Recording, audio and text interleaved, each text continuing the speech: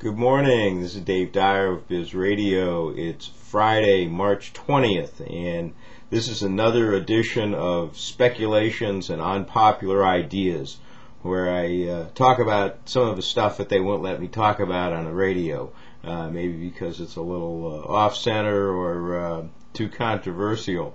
Anyway, I expect most of you heard, when you were in college probably, about an Indian tradition called Potlatch. And this was practiced by the Indians largely in British Columbia, Seattle area. It was a ceremony where they would actually give away or burn and destroy most or many of their possessions.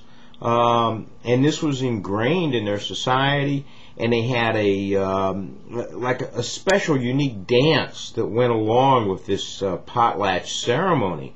And when they would get done, you know, their canoes, their blanket, whatever, gone. And of course, the missionaries that went into that area to try to bring Christianity to these poor guys were just horrified by what the nutty natives were doing, and they worked to get it outlawed, and they did. In fact, in 1885, Canada outlawed it, and as you can imagine, that did about as much good as outlawing snoring. You know, it just didn't work. But eventually, it sort of, you know, things go on and things change.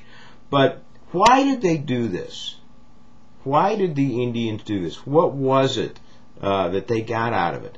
And the answer is status in their community and prestige. Status and prestige made them throw away their possessions and beggar themselves. And when they got the people who threw away the most were the big dogs in the society. And now think about it a second. What does that remind you of? And it ought to remind you of something. Think about it. Cap and trade. Because that's what cap and trade is. Cap and trade is America's attempt at potlatch.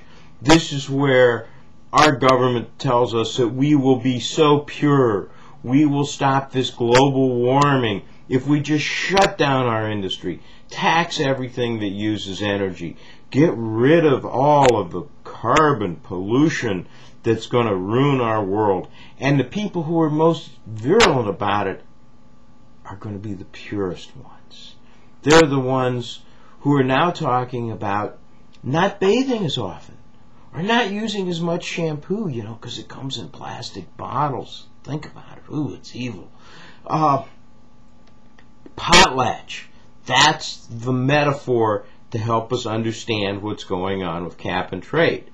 And because it's as nutty as that. Now, I think there is just something in humanity, in human nature, that comes out occasionally in certain circumstances where people are just embarrassed by their success and prosperity. They feel guilty about it, and they have to do something, and they have to make it a moral crusade, like cap and trade is a moral crusade, or like potlatch was. And so sure, the purest among us will be the first ones to do the self-denial, to live without carbon, to live without pollution, to drive these scary little cars.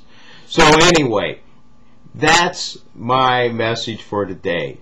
When somebody says cap and trade, think about potlatch, and you've got the same mechanism, the same human frailty going on there, the same defect in humanity that makes us want to be unhappy, that makes us want to make ourselves miserable in the midst of abundance.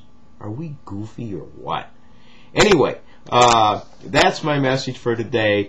As always, go to the Biz Radio website, bizradio.com, and pick up on all sorts of other groovy stuff.